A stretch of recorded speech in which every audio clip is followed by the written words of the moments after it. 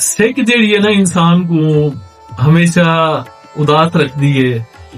और सिक भी जी है वो कहीं महबूब दी होंदी है, कहीं मुहब्बत वाले दी होंदी है, कहीं प्यारे दी होंदी है, कहीं अपने दी होंदी है। ते जदू इंसान को ये पता लग वने जो मैं जिंदे नाल मुहब्बत करेंदा वो मेरे तो जुदा थी गए ते वल ओदे मिलण दा कोई जड़ा ना सबब नहीं बन सकदा, ओदे नाल वल मुलाकात नहीं थी सकदी। जदों इंसान अपनी जिंदगी दे विच हर वने अपने महबूब को हासिल करन वास्ते ते वल ओंदी अंदर दी तलब जेड़ी है ना, ओंदी अंदर दी सिक जेड़ी है ना वो वध वेंदी है, शिद्दत अख्तियार कर वेंदी है, इतनी शिद्दत अख्तियार कर वेंदी है जो इंसान दा जीवन महाल थी वेंदे, इंसान दा जीवन महाल थी वेंदे। ते इंसान को जड़ा ना एक एक लम्हा जड़ा ना वो कई सदियां दा लगदे। वल ज़ाहिर जिंदगी तो इंसान ने गुजारनी होंदी है,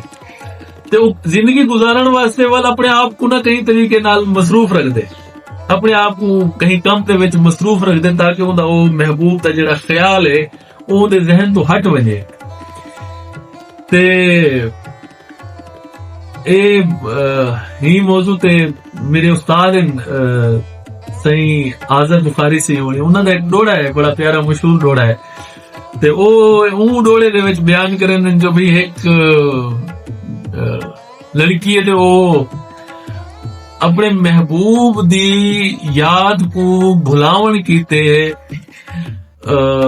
अपने आप को कम दे विच मसरूफ रखेंदी है, बर्तन शर्तन धोंदी भी है, ओवे बर्तन धोंदी बैठी है, थां धोंदी बैठी है, ते दीवार ते जेड़ा ना कां बुलेंदे ते ओ साडा मनना है कि जदों दीवार ते कां आते कूके ओ एक सनिया होंदे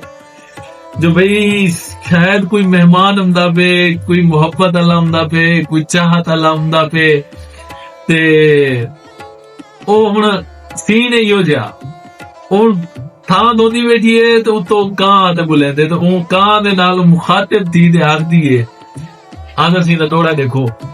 कि मेकू कावा थां अज धोवण दे मन रब दा नाम पह चुप करते, मैं जानदी हां नी ढोलांदा ना कर कां कां पह चुप करते,